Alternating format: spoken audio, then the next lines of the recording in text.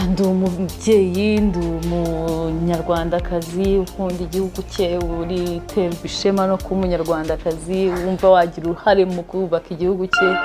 Hanyuma uyu utangiye wumva ntabwo ari Beyonce, si Rihanna, ahubwo ni Sandrine Isheja Butera hano mu Rwanda.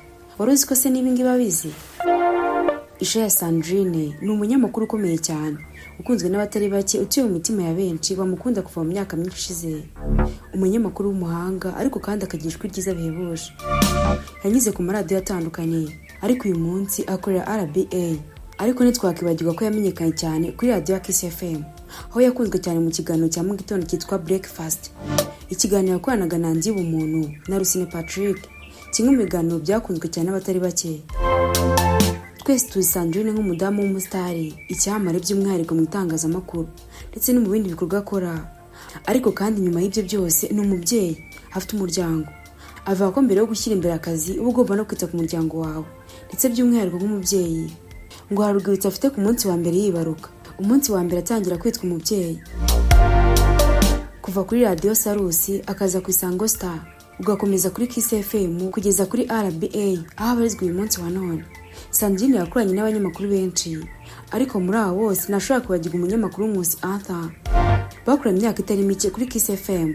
Ikiganiro cyabo cyaratwikaga cyane, gikurikirwa n'imbaga nyamwinshi, cyabaga kiryoshye bitavugwa, cyuzuye urwenya rwinshi. Cyari bimwe mu biganiro by'agatangaza byari byarakunzwe na benshi mu myidagaduro mu Rwanda. Umunsi Nkusi Arthur asezera kuri Kiss FM, Sandrine yababaye bitavugwa, ndetse kwihangana byaranze, maze ajya ku rukuta rwa Instagram yandika ati, ubu koko ninzongera kunserereza tuzagukumbura fo. Sandrine Isheja Butera yakoze byinshi, yageze kuri byinshi, birimo no gukabya inzozi ze, kwiga kugera ku kigero cya masters, kwandika ibitabo n'ibindi by'agatangaza byose yagezeho. Ariko ngo mu buzima hari ikintu cyamunaniye kugeraho, abantu bose bahora bamuserereza. Kimwe mu bintu byamugoye kikamuzonga bikomeye ni indwara ikomeye yarwaye, ikamushyira mu buribwe butavugwa akimara kwibaruka umwana we wa mbere. None se uretse kuba umukunda kuri mikoro za radiyo, wari uzi ko Sandrine nawe yari agiye gutera ikirenge mu cya Uncle Austin, Philipita ndetse na Yago, Imana igakiga akaboko? Uyu Sandrine mubona ni niti koko, yasomye ibitabo bimara mu masomero, yarize amashuri yamarayo kuko afite lisansi mu itangazamakuru n'itumanaho, ndetse akagira na masters. Ariko kandi ngo ntaranyurwa kuko vuba aha ngaha arashaka gukorera doctora mu bijyanye n'imitekerereze ya muntu. Sandrine ngo nubwo tumubara ku gasongero k'itangazamakuru, umugore wubashywe kandi ukunzwe n'abatari bake, tukaba dutekereza ko inzozi yarotaga yamaze kuzikabya. We ngo siko bimeze, ngo hari izindi nzozi atarakabya, ndetse avuga ko hari byinshi gikeneye kugeraho. Ariko si mu by'ukuri Isheja Sandrine Butera ni muntu ki? Uretse ibyo nkubwiye, reka ikindi wifuza kumumenyaho. Hari byinshi bikunyura mu matwi bikagusiga mu rujijo, bikagusigira ibibazo byinshi wakibaza kuri uyu mugore. Niyo mpamvu uyu munsi ndi hano kugira ngo ubwire ubuzima bwa Sandrine kuva avutse kugeza uyu munsi wa none, ubwo ari umunyamakuru w'ikimenya bose. Icyo ngusaba gusa ni ukanda subscribe kugira ngo njye ukomeza kubana natwe mu biganiro bicukumbuye twagezaho umunsi ku munsi. Njye wumva nitwa Jo12, nguhaye ikaze. Amazina ye yose yitwa Sandrine Isheja Butera. Yavutse ku itariki ya 5 z'ukwa 9 1988. Avuka mu muryango w'abana batatu, akaba ari umukobwa wenyine, akaba na bucura. Mu mwaka w'1994 ubwo habaga jenoside yakorewe abatutsi mu Rwanda, Sandrine yabuze papa we wiciye muri Nyanza ya Butare, maze basigana mama wabo wabaye intwari ikomeye cyane. Arabarira uko ari batatu, arabakuza neza, bavamo abantu bakomeye. Kuvukira mu muryango w'abahungu gusa byatumye Sandrine akura akunda gukina imikino y'abahungu, kuko ariyo yabonaga cyane iwabo baje kureba abasaza be. Nubwo uyu munsi ari umunyamakuru ukomeye uri mu beza u Rwanda rufite uyu munsi, ariko iyo usuye mwuga yakuze yumva y'inzozi ze. Ahubwo yavuze ko yifuzaga kuba abakobwa bakora mu ndege, ariko nyuma ngo yaje kubitekerezaho neza, abona ko bari abakobwa bara mu ngendo zidashira, ibintu bishobora kuba bituma batabonera umwanya imiryango yabo. Sandrine yahise abivamo, ahubwo atangira kurota ko ari umusemuzi, dore ko anazi kuvuga neza indimi zigera kuri 4 zirimo Ikinyarwanda, Icyongereza, Igifaransa n'Igiswahili. Ibyo gusemura rero nabyaje kubona ko akazi kadahoraho, ndahita bishingukamo. Amaze gukura noneho yagize inzozi zo gukora mu itangazamakuru, akazaba umunyamakuru ukomeye.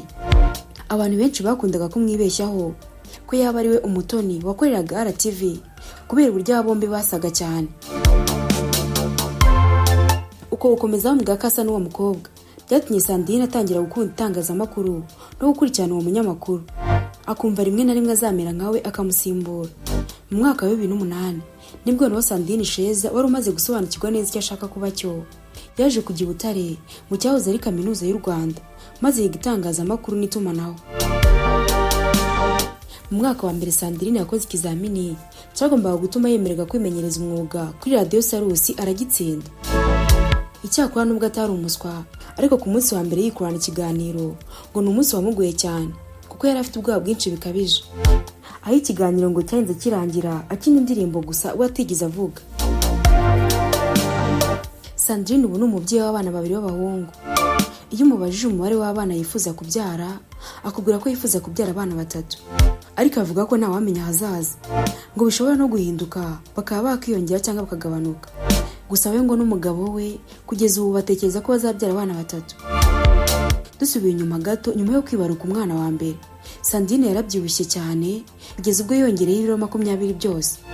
Icyo gihe ngo cyari ikibazo gikomeye cyane ko ngo byaje no kumutera ikibazo gikomeye. Yarwaye umugongo, aza kujya kwa muganga bamuha imiti, ariko mbere yo kuyinywa mu makenga n'ubwenge bwinshi aza kuvumbura ko iyo miti atari myiza ku mubyeyi wonsa. Niko kuyitera umugongo afata umwanzuro wo kuyoboka siporo. Yarazikoze azikorana umuhati uhambaye. Wa mugongo uza kugenda nka nyombere, ndetse na wa mubyibuho urashira asubira kuri taye. Mu buzima bwe bwite, mu bigendanye n'ibyo kurya, Sandrine ngakunda cyane umuceri. Umuceri ngo iyo ubuze aravuga ngo nta kintu dufite muri iyi nzu. Ifiti ngo ntago ayikunda cyane, ahubwo ngo ibijyanye n'imboga ngo nabyo biri mu byo akunda cyane. Ubwo ni ukuvuga imiteja, karoti n'ibindi nk'ibyo. Mu bindi wamumenyaho, nyuma y'akazi k'itangazamakuru mu mwaka wa 2021, Sandrine Sheza yahawe imirimo mishya mu nama y'igihugu y'abahanzi. Umunyamakuru Sandrine Sheza na Jean Michel Habineza bahawe akazi gakomeye mu nama y'igihugu y'abahanzi. Sandrine Sheza wowe usanzwe ari umunyamakuru w'imyidagaduro kuri Kiss FM, kugeza uyu munsi wa none akora kuri RBA. Ngayo nguko rero ngibya Sandrine Sheza Butera, umwe mu banyamakuru kazi b'abahanga bijwi ryiza bihebuje n'ibigwi bihambaye amaze kubaka. Ni nanso ikiganiro cy'uyu munsi, mushimira ko abanye natwe naho ubutaha. Imana ibarinde.